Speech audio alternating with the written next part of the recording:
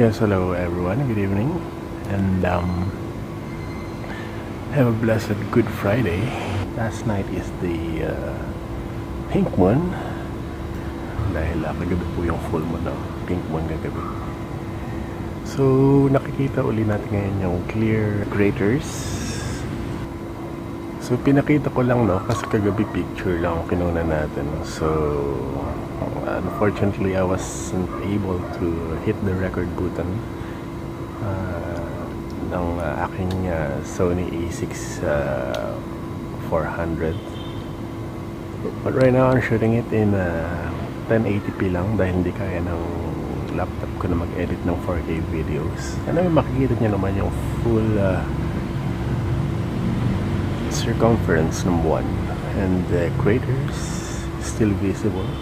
Yeah, maraming nagtatanong doon sa ng NASA kung bakit daw walang buwan, walang stars na nakikita sa background nung kinunan yung ating Earth, planet Earth. Well, same thing din pag kinukunan nyo ang buwan. Pag kukunan nyo ng camera ang buwan, ang craters, of course wala kayong makikitang stars in the background dahil napakalakas ng ilaw ng buwan. So pag naman gusto nyo kunan yung stars in the background, you have to step up this exposure, open exposure. Magiging blob of light lang ang buwan, ball of light lang, although mag-a-appear yung stars in the background. So ganun lang yun, no? It's all about exposure ng camera, kung bakit hindi nakikita ang stars sa background pag kukunan mo yung earth, soil and says. Ganun din yun eh.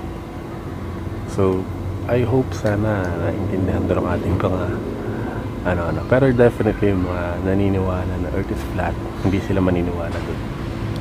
So do you believe doon sa mga pinapakitang pictures ngayon ng Artemis 2 moon mission?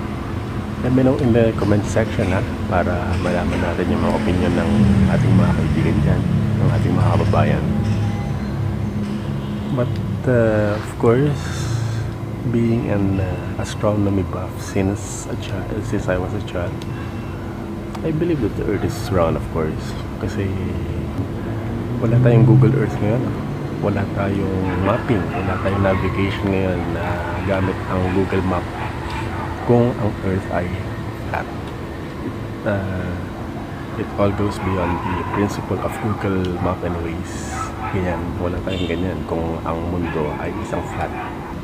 So again, I'm just filming the moon right now. It's past 10, I guess, no? Past 10 in the evening na. So pinakita ko lang ulit dahil kagabi picture lang yung ating nakuhanan sa pink moon.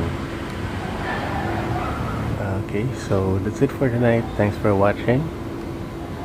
Until next time, bye bye.